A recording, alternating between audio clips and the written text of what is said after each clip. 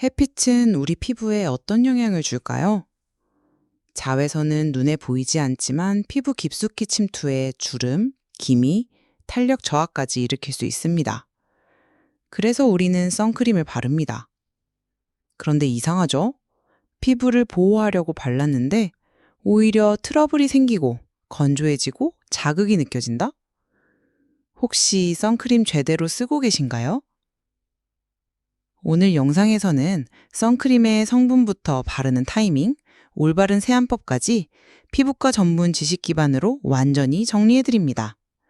민감한 피부, 화장하는 분, 야외 활동 많은 분들 모두 주목해주세요.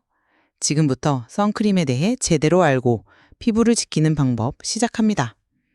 선크림의 기본 개념. 자외선은 왜 막아야 할까?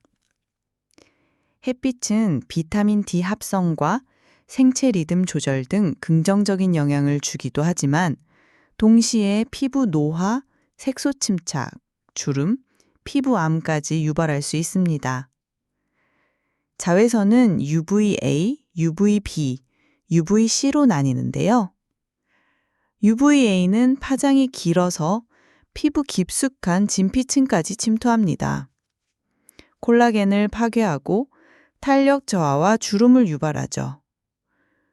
UVB는 표피층에 작용해 피부를 붉게 만들고 심할 경우 화상을 입게 합니다. UVC는 오존층에서 대부분 차단되기 때문에 지표면까지 도달하지는 않지만 최근 오존층 파괴로 일부 영향이 우려되고 있습니다. 따라서 우리는 자외선 차단제를 통해 피부를 방어할 필요가 있는 겁니다. SPF, PA의 정확한 의미는? 선크림 뒷면을 보면 항상 따라오는 두 가지 수치, SPF와 PA. SPF는 UVB 차단 정도를 숫자로 표현한 것이며, 예를 들어 SPF 50은 자외선으로 인한 홍반, 붉은기 발생을 약 50배 지연시킨다는 뜻입니다. 단, SPF 50이라고 해서 무조건 좋은 건 아닙니다. SPF 15는 약 93%, SPF 30은 97%, SPF 50은 약 98% 정도의 차단율을 보이지만 높을수록 자극 가능성도 증가합니다. PA는 UVA 차단력을 나타내며 PA+부터 PA++++까지 표시됩니다. 야외 활동이 많다면 PA+++ 이상을 선택하되 실내 위주라면 과하지 않게 고르는 것이 좋습니다. 이제는 선크림 고를 때 무기자차냐 유기자차냐도 매우 중요해졌습니다. 무기자차, 물리적 차단제에는 티타늄 디옥사이드나 징크 옥사이드 성분으로 자외선을 피부 표면에서 튕겨내는 방식입니다. 백탁 현상이 있고 발림성이 떨어지지만 피부 자극이 적고 민감성 피부에 안전합니다.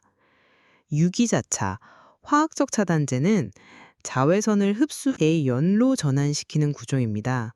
발림성은 좋지만 피부에 흡수되어 자극을 줄 수 있으며 일부 성분은 호르몬 교란 가능성이 제기되기도 했습니다. 최근 유럽과 미국에서는 일부 유기자차 성분인 옥시벤존, 아보벤존 등에 대한 안전성 논란이 있어 무기자차를 선호하는 움직임도 있습니다. 선크림 언제 발라야 효과가 있을까? 선크림을 언제 바르느냐도 매우 중요합니다.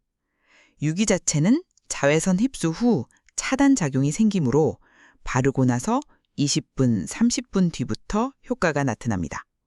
무기자차는 피부 위에 막을 형성하므로 바르는 즉시 효과가 생깁니다.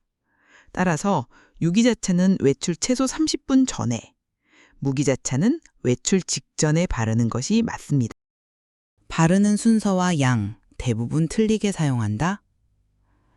대부분의 사람들은 선크림을 너무 적게 바릅니다. 권장량은 500원 동전 크기만큼을 얼굴 전체에 고르게 도포하는 것입니다. 하지만 백탁이 두렵다거나 메이크업이 밀릴까봐 절반도 안 바르는 경우가 많죠. 또한 선크림은 스킨케어의 마지막 단계에 바르셔야 합니다.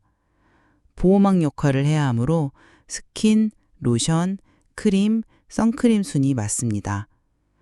화장을 할 경우 파운데이션이나 비비크림에 자외선 차단 성분이 들어있는 경우가 많기 때문에 덧바르지 않아도 되는 경우도 많습니다.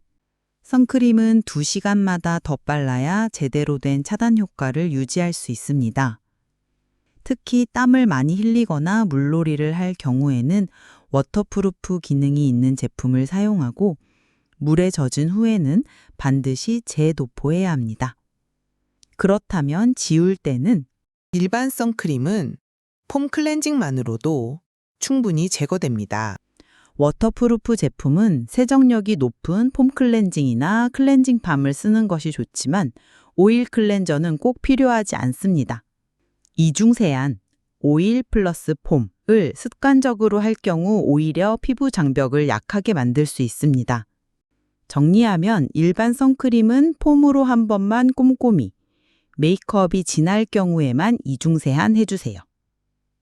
계절별로 선크림 기준이 다르다? 자외선은 계절마다 다릅니다.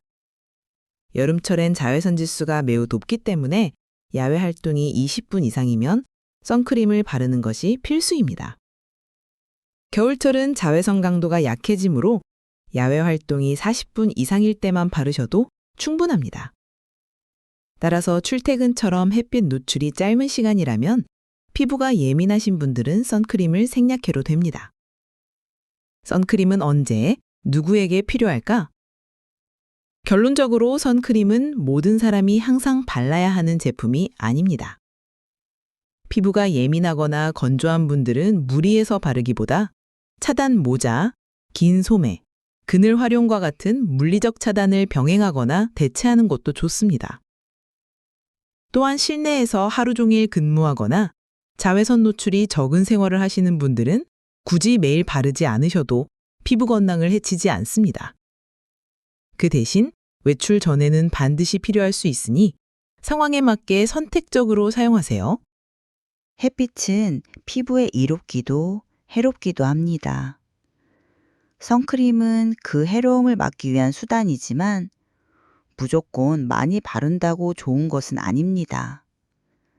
내 피부 상태, 내가 생활하는 환경, 그날의 자외선 상황에 따라 현명하게 선택하고 올바르게 바르는 것.